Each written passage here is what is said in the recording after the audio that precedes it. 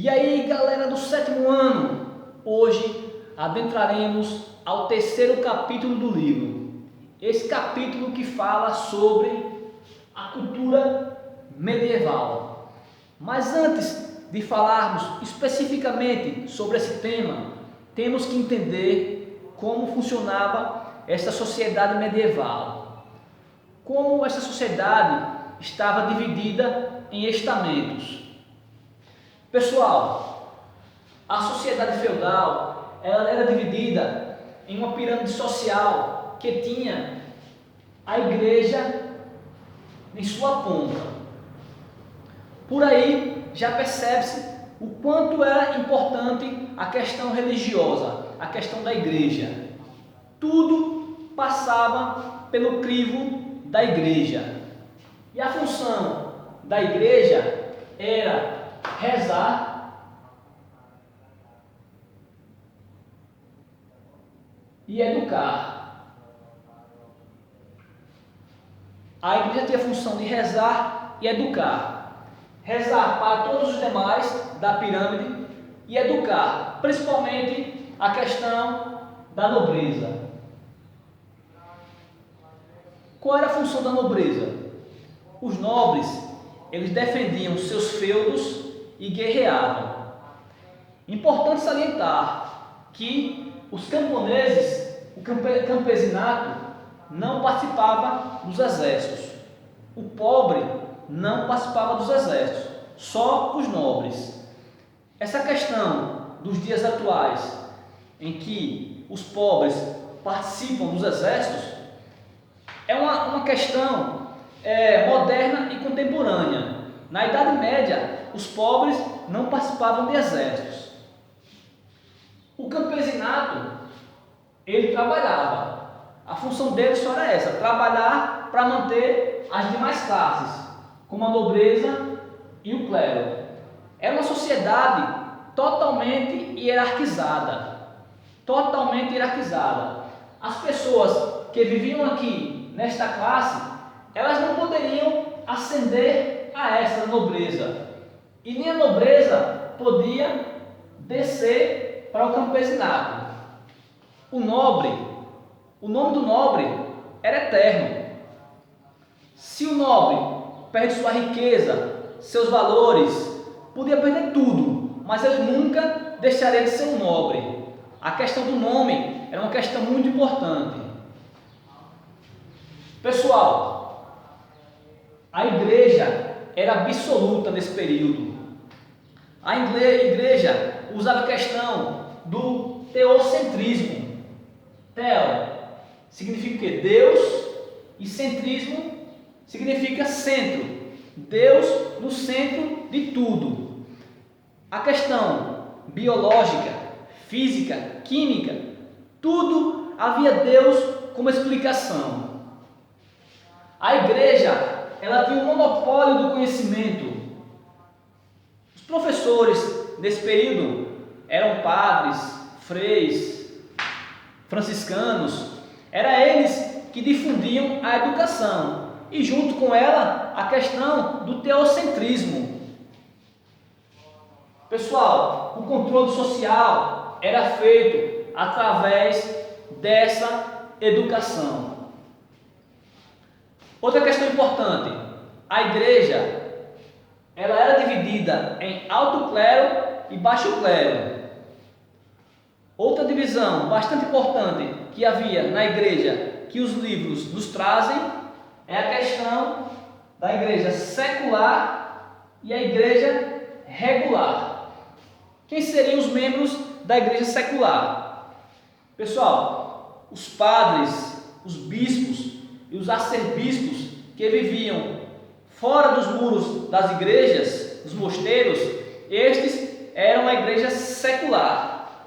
A igreja regular eram os franciscanos, carmelitas. Esses tipos de padres e religiosos, eles eram o clero regular. Outra questão, para se ter uma ideia do poder da igreja no período medieval, era a questão da economia. Até aqui a igreja tinha influência. Para se ter uma ideia, no século XIII, a igreja instituiu uma lei que proibia a usura e trazia o preço justo. Os comerciantes, eles eram proibidos de cobrar juros pelo dinheiro que emprestava. Para a gente ter uma ideia do poder da igreja, até na questão econômica, ela tinha influência. Outra questão bastante importante, na área militar, a igreja também tinha bastante influência. Para se ter uma ideia, existia a paz de Deus e a trégua de Deus. E o que seria isso?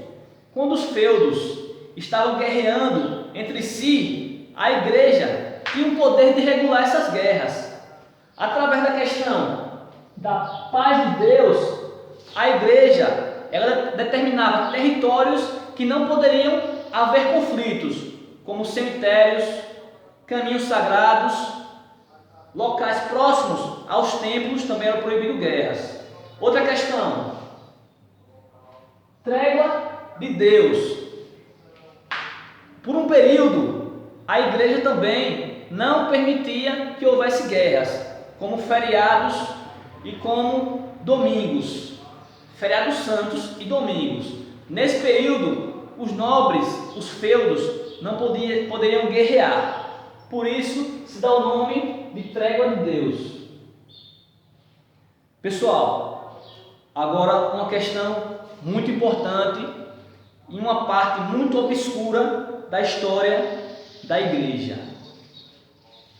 No ano de 1231, o Papa Gregório IX vai instituir a Santa Inquisição. Pessoal, um verdadeiro caça às bruxas. As pessoas que iriam contra os dogmas da igreja, contra as suas ideias, essas pessoas eram perseguidas. Isso com o objetivo de combater as heresias. Pessoal, as penalidades eram diversas, que iam desde Jesus, flagelações.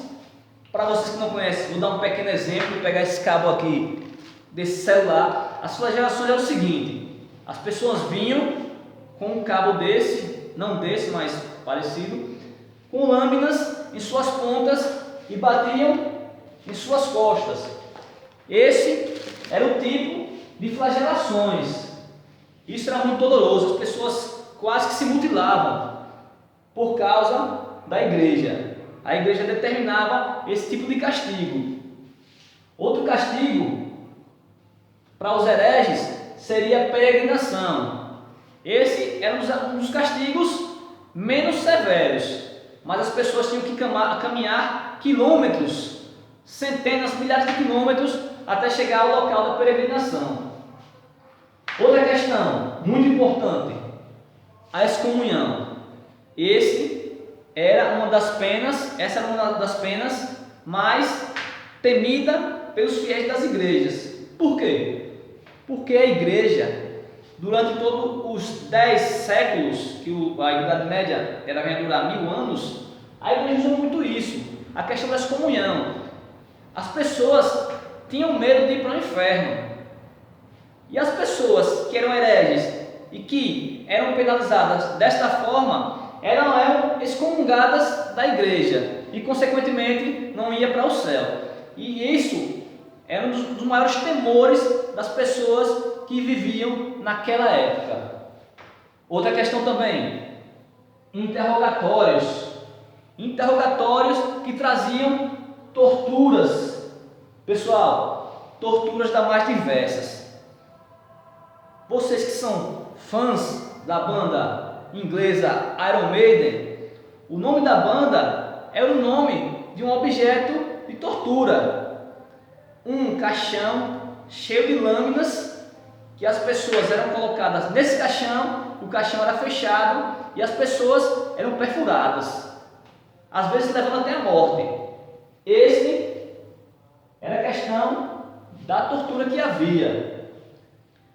Outra questão: execuções. As pessoas que não se arrependiam e dependendo da seu grave pecado, ela era condenada à execução, desde enforcamentos até serem queimadas vivas em fogueiras. Após isso, após sua morte, havia o confisco de bens. Seus bens iam para a igreja. Pessoal, agora vamos adentrar na cultura. Acompanhe comigo no próximo quadro.